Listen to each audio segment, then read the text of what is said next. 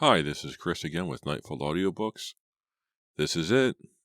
It is finally time to start the Cheerleaders saga. This is 5 books long, and from what I can tell, the first 3 books are average Fear Street novels, and the other 2, Book 4 and Book 5, are super chillers. Of the 5 of these, I own the 4th novel, and I haven't read it because I don't have the previous 3. So I've had this book in my library for probably 20 years, and I haven't read it yet. And I also can't find it right now. I was looking around trying to find this novel, and it's not in my library. It's also late, and I'm tired, so I'm probably just not seeing it. I know the first Cheerleaders book heavily influences Netflix's Fear Street trilogy of movies. We should be paying attention and reading this and including it, so we're going to do it. I am not familiar with this story at all. All I know is that it has some cheerleaders in it. That's it. This is a completely fresh slate for me. So let's get started. If you want to get in touch with me, you can write me an email, nightfallaudiobooks@gmail.com. I am also on YouTube at Nightfall Audiobooks. Feel free to like, comment, and subscribe. So tell your friends, tell your mom, tell whoever you think would like to listen to me, tell them tales from R.L. Stine. Thank you very much for listening, and let's begin. Welcome to a Nightfall Audiobooks production of the Cheerleaders series, Book 1, The First Evil, by R.L. Stine. Part 1, The Cheers. Chapter 1. "You are evil," Corky said in a hushed whisper. "You are truly evil." The words made Bobby grin, her green eyes lighting up with pleasure. She gripped the rat tighter around his rib cage. "Where are you going to put it?" Corky asked, still rubbing the sleep from her eyes. The floorboards felt cold beneath her bare feet. "Right in front of Sean's door?" Bobby nodded and tiptoed down the narrow hall toward their brother's room. Her blonde hair was still tangled from sleep. Both girls were in long cotton nightshirts. "Sean is terrified of rats," Corky whispered, her eyes on her little brother's door, expecting him to burst out and ruin Bobby's little surprise. "I know," Bobby said with an evil snicker. She carefully set the rat down in the center of the doorway. When Sean came out for breakfast, he'd have to walk right into it. "It looks so real," Corky whispered. "It doesn't look like rubber." The floor creaked noisily and Corky stopped. She set one hand against the peeling wallpaper and leaned on it. "It's the hair that makes it," Bobby replied. Having set down the realistic-looking creature, she and her sister started to back away, their eyes on Sean's closed door. "It's very good rat hair, very authentic." "Girls, what are you doing?" Their mother's voice interrupted them from downstairs, startling them both. "Are you dressed yet? You're going to be late. Come down for breakfast, and make sure Sean is up." "Don't worry," Bobby whispered, grinning at her sister. "Sean will be wide awake real soon." Chuckling about Bobby's little joke, both girls descended the creaking staircase and joined their parents in the kitchen. Mr. Corcoran, their handsome, young-looking father, was already at the table, wiping egg off his chin with a paper napkin. "Yuck, not poached eggs again?" Bobby groaned. Mrs. Corcoran turned around, a pale reflection of her vibrant, blonde daughters. She stared at their nightshirts, frowning. "That's how you're going to school?" "Yeah," Bobby answered quickly. "All the girls are wearing nightshirts? It's sort of a trend?" "Why do we have to have poached eggs?" Corky asked, pouring herself a half glass of orange juice. "You need the energy," their mother replied, dumping 2 runny eggs on 2 pieces of toast with a plastic spatula. Mr. Corcoran yawned loudly. "I don't sleep well in this house." "No one does," Corky muttered, taking her place at the breakfast table. "It's the ghosts." "Yeah, this place is definitely haunted," Bobby quickly agreed. "Haunted? That's ridiculous." Mrs. Corcoran set down a plate in front of Bobby, who made a disgusted face. "This girl I met at school, Lisa Bloom, she told me that all the houses on Fear Street are haunted," Corky said, poking her eggs with her fork, watching the yellow run over the toast. "Just because a house is old and creaky, it doesn't mean it's haunted," Mr. Corcoran replied. "I think someone was murdered in my room," Bobby said, glancing across the table at her sister. Bobby was the one with the wild imagination. "Someone keeps whispering to me late at night, whispering and crying." "Probably the wind," their father said, straightening his tie with one hand and taking a sip from his coffee cup with the other. "Yeah, sure, the wind," Bobby said sarcastically. Sitting across from each other, Corky and Bobby looked like twins, even though Bobby was a year older. Both had blonde hair, very light, very fine, which they wore brushed straight to their shoulders, or sometimes in ponytails or single braids. Both had lively green eyes, creamy pale skin, and high cheekbones like models. Bobby was 17, but nearly 2 inches shorter than her younger sister, which annoyed her to no end. Corky, on the other hand, was envious of her sister's figure. Corky was tall but boyish. Sometimes she felt gawky and wished he'd hurry up and fell out.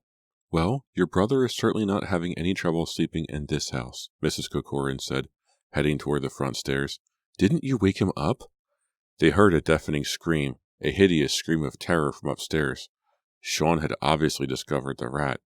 "I think he's up," Bobby said dryly. Both girls collapsed in laughter, lowering their heads to the table. "What did you two do?" Mrs. Corcoran demanded. She hurried to the rescue. "We didn't do it. The ghost did it," Bobby called after her. Mr. Corcoran simply shook his head.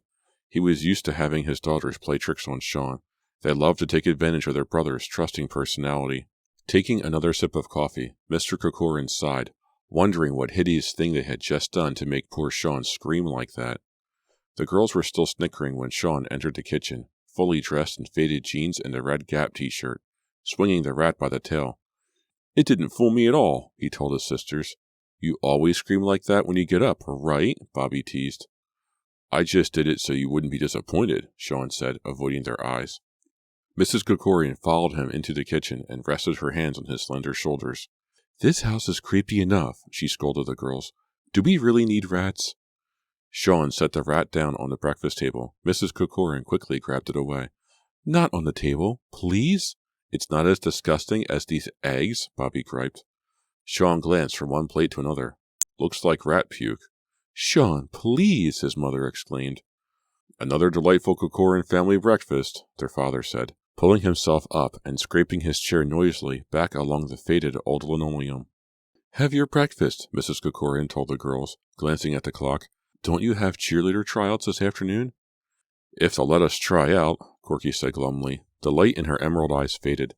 "The squad is already full. They say they picked everyone last spring, before we moved here." "But you girls are the best," their mother declared, plopping 2 eggs onto a plate for Sean. "You were both all-state back home in Missouri. You practically took your squad to the national championships." "You both stink," Sean said flatly. "No one asked your opinion," Mr. Corcoran told Sean. "Hey, I'm out of here." He gave his wife a quick kiss on the cheek and disappeared out the kitchen door. "Good luck this afternoon, girls," they heard him call from outside. "We'll need it," Corky muttered. "When you jump up, everyone can see your underpants," Sean said nastily. "Sean, eat your eggs," Mrs. Corcoran replied sharply. She pushed the plate closer to him, then glanced down at the girls, concern wrinkling her pale face. "They should let you try out at least, when they see how good you are."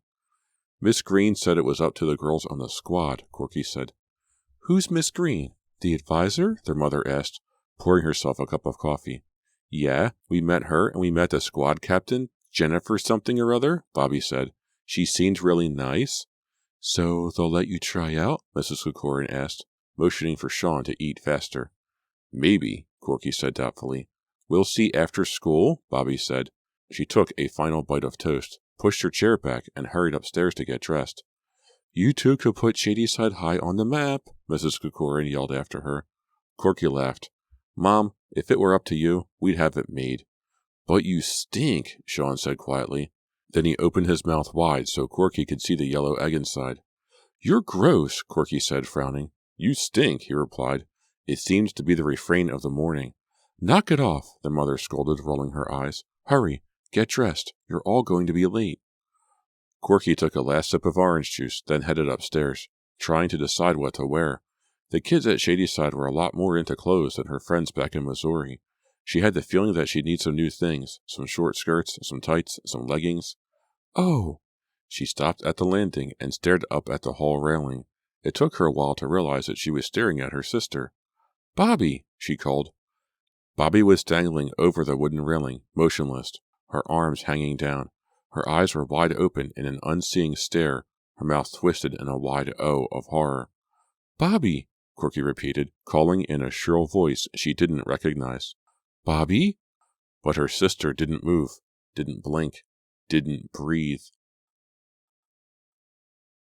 Chapter 2. Bobby! Her heart in her throat, Corky lurched up the final stairs to her sister. Bobby raised her head, blinked, and an amused smile formed on her face.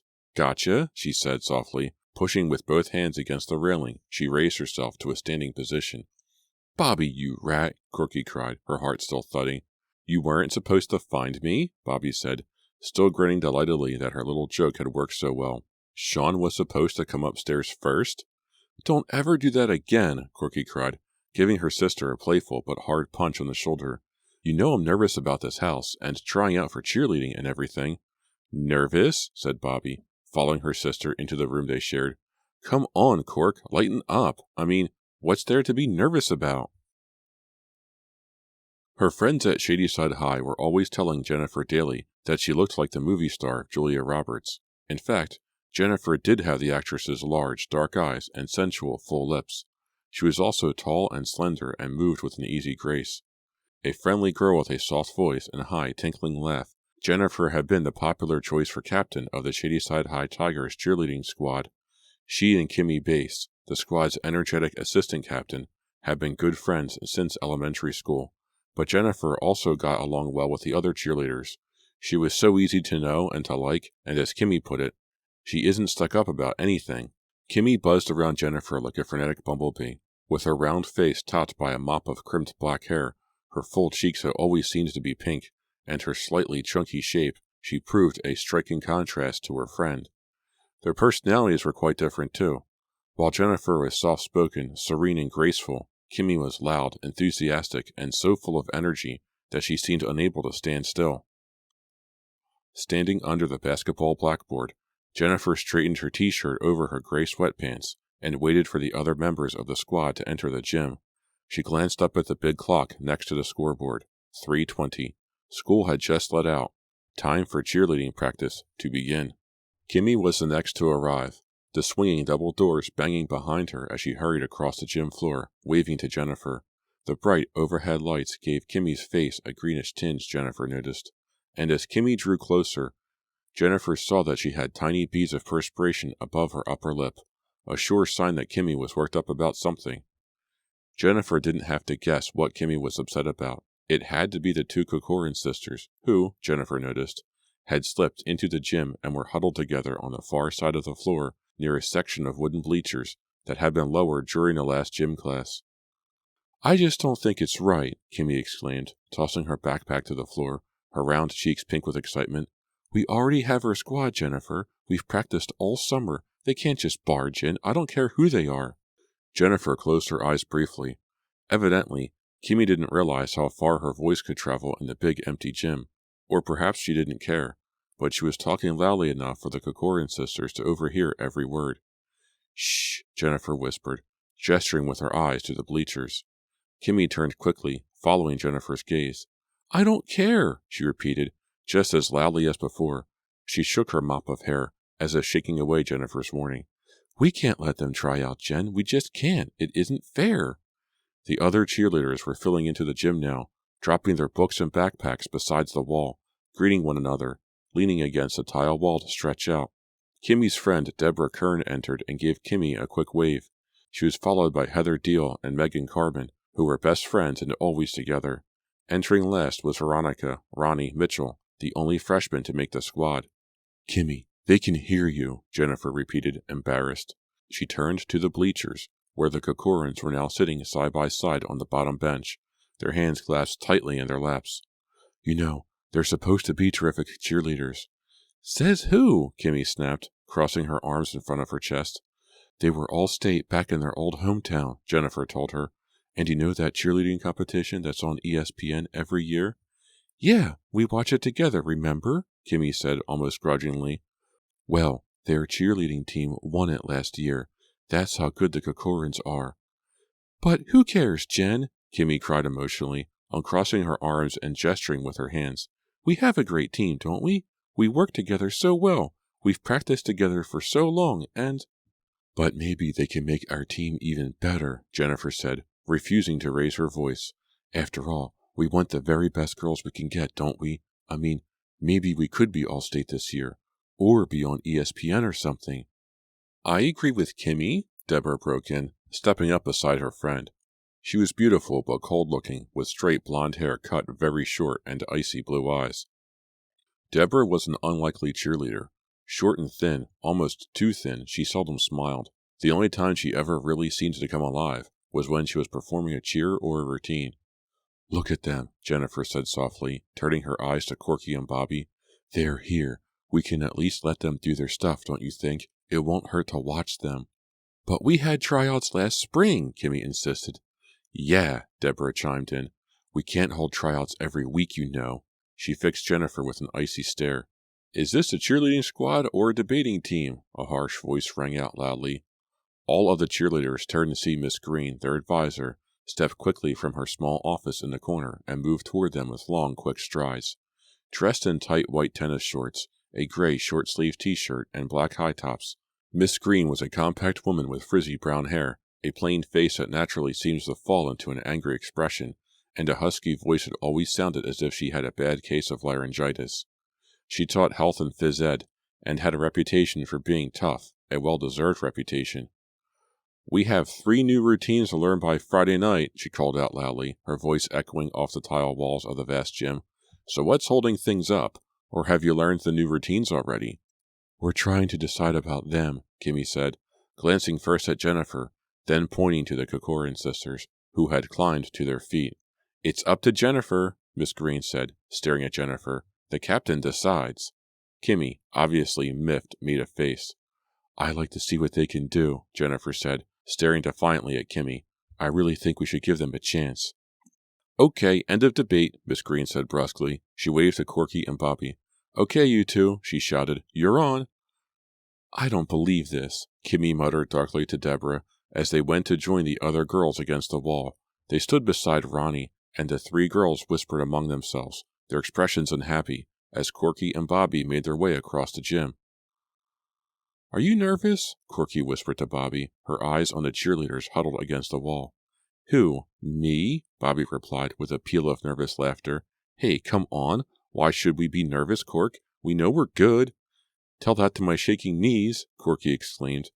Their sneakers squeaked as they hurried across the gleaming wood floor. The gym suddenly grew silent. The air felt heavy and hot.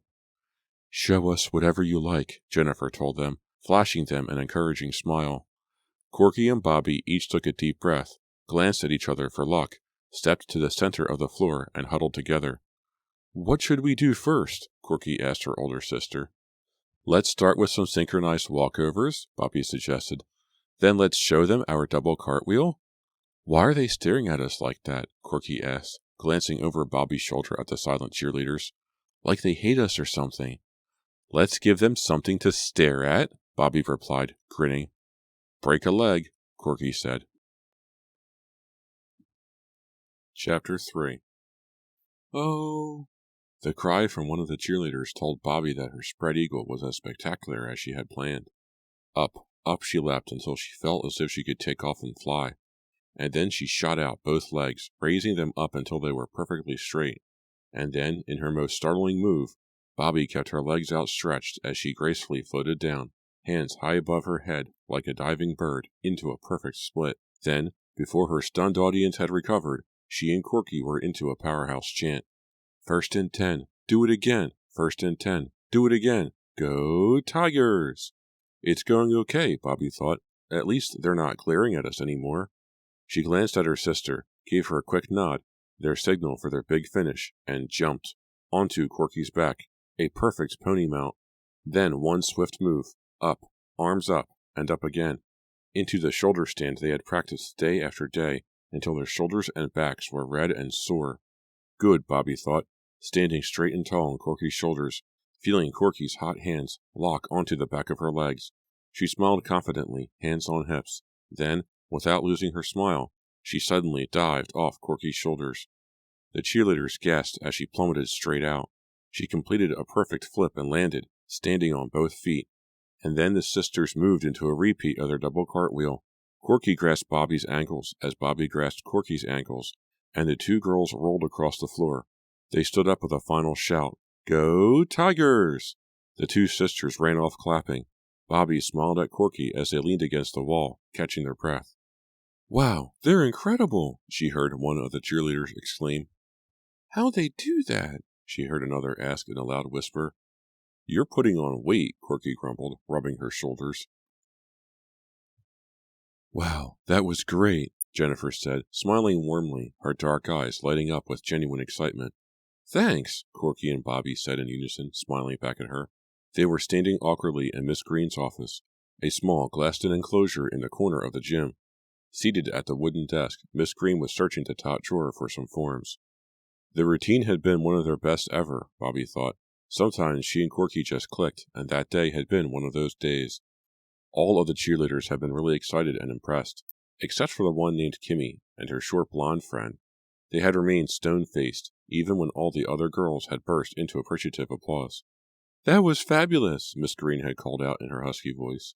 "Of course your shoulder dive is impressive, but I also liked the height you got on those spread eagles." She turned to the squad members along the wall. "I'd like to see everyone work on the new routines now. I hope Bobby and Corky have inspired you to keep your energy up. Up!" "Let's go," Kimmy had yelled, clapping and running past Corky and Bobby, avoiding their eyes as she led the squad to the center of the floor. As the girls started to chant one of their new cheers, the two sisters had followed Jennifer and Miss Green into the corner office. Jennifer motioned for the sisters to sit down on the folding chairs against the wall. Corky glanced quickly at Bobby as they sat, a questioning glance. "Do you mean we made the squad?" Bobby asked Jennifer. "Ah, here they are," Miss Green interrupted before Jennifer could reply. "You'll need to fill out these forms. This one's a health form," she said, pulling out a green sheet of paper, "and this one is the release form. Your parents have to sign that one." "We made the squad?" Bobby repeated to Jennifer. "Yeah, you were amazing," Jennifer gushed. Then she added, "I used to be the star around here, but no one's going to notice me with you two around." Bobby couldn't decide if she was kidding or not. The girls reacted with embarrassed laughter. "We'll show you how to do the shoulder dismount," Bobby offered. "I think we can all learn something from you two," Miss Green added, shuffling through the sheaf of forms. Jennifer's eyes flared just then, and Bobby suddenly felt uncomfortable. Jennifer was making it clear that she was jealous of the Kokorans. "Where did you get that double cartwheel thing after the dive?" Jennifer asked, leaning back against the yellow-tiled wall. "We sort of made it up," Corky told her. "Some other girls were doing something like it at the state finals back in Missouri last year," Bobby added, "and we kind of adapted it." "I hope we can get to the state finals," Jennifer said wistfully. "With these two on the squad, it's a lock," Miss Green said, smiling one of her rare smiles as she handed the forms to Corky and Bobby. As she stared at the girls, her expression changed to one of concern. "Uniforms, uniforms," she muttered. "This might be a problem. Quick!" She pulled a pad of paper from her top drawer. "Write down your sizes. This will have to be a rush order." A short while later, Bobby and Corky were thanking Jennifer and Miss Green. With the chants of their fellow cheerleaders ringing through the gym, they hurried out of the building, eager to congratulate each other. Jennifer and Miss Green continued to confer over the low wooden desk, their expressions serious, concerned. Miss Green spoke heatedly, her eyes turning occasionally to watch the practice on the other side of the glass partition. "The squad is supposed to be 6, she told Jennifer. "I suppose we can squeeze one more girl on, but not 2. We don't have the funds for 8 cheerleaders." Lowering their voices, Jennifer and Miss Green continued to discuss the problem. "Hey, what's going on?" Startled by the intrusion, both the captain and the advisor whirled around to see Kimmy standing in the doorway, hands on hips, her cheeks pink, breathing heavily. "Can you ask Ronnie to come in?" Jennifer asked Kimmy. "We can only make room for one more girl, so Ronnie will have to." "Huh? You're putting those sisters on the squad?" Kimmy demanded, her voice rising several octaves. "Of course," Jennifer replied. "You saw how good they were. They're awesome." "But I thought—" Kimmy stopped, letting the news sink in. "We're very lucky they moved to Shady Side," Miss Green added with unusual enthusiasm. "And that means Ronnie's out?" Kimmy asked, her voice revealing her outrage. "She's off the squad? Just like that?" "Kimmy," Jennifer started, but Miss Green took over, climbing to her feet as if prepared to fight. "Ronnie is only a freshman," she said firmly. "She'll be an alternate. She'll practice with the squad, and she'll go on if one of you gets sick or something." "Oh, she'll love that," Kimmy said bitterly. "I really don't think it's fair. I mean—" "Kimmy, you saw how good Bobby and Corky are," Jennifer cried. "We need them. We really do." Kimmy started to reply, thought better of it, and uttered a sigh of exasperation. Glaring at Jennifer, she turned away from the office and called to Ronnie. "You wanted to see me?" Ronnie hesitated in a doorway, nervously pushing back her curly red hair with both hands. She had small brown eyes, a tiny round stub of a nose, and a face full of freckles. She almost collapsed when Miss Green told her of her demotion. Angry tears formed in the corners of her eyes, which she quickly wiped away with the backs of her hands.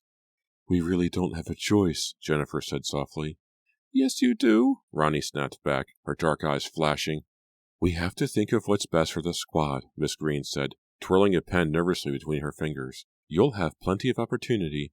"Yeah, sure," Ronnie interrupted, and fled toward the locker room. "She feels bad," Jennifer said, staring through the glass as the other girls stopped their practice to watch Ronnie run off. "She'll get over it," Miss Green said flatly. "I'll never forgive them," Ronnie cried. "Never."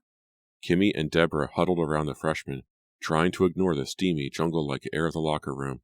The other girls had showered and left.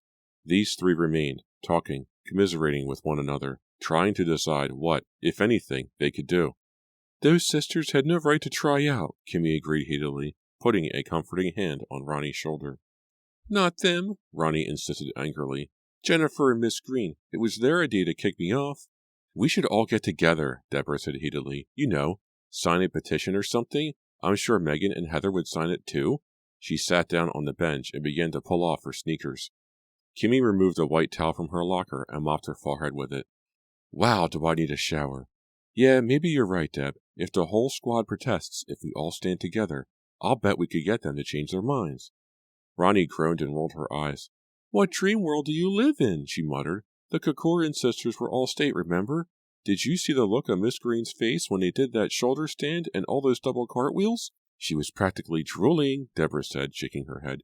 "She could probably see the championship trophy on her shelf." "But what's Jennifer's problem?" Kimmy demanded, pulling her heavy sweater over her head. "She's your friend," Ronnie said bitterly. "I can't believe her," Deborah added. "Maybe being captain has gone to her head or something. She thinks she's such a big deal." "My parents are going to be very upset," Ronnie said with renewed sadness. "They were more excited about my making the squad than I was, and now—" Kimmy and Deborah continued to comfort Ronnie as they undressed, tossing their clothes onto the benches.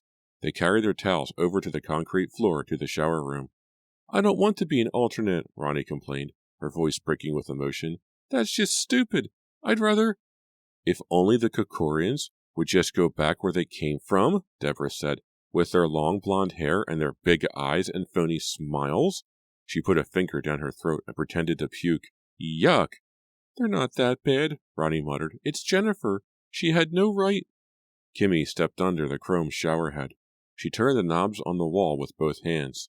The water burst out in a loud rush. Kimmy froze open-mouthed for a brief second.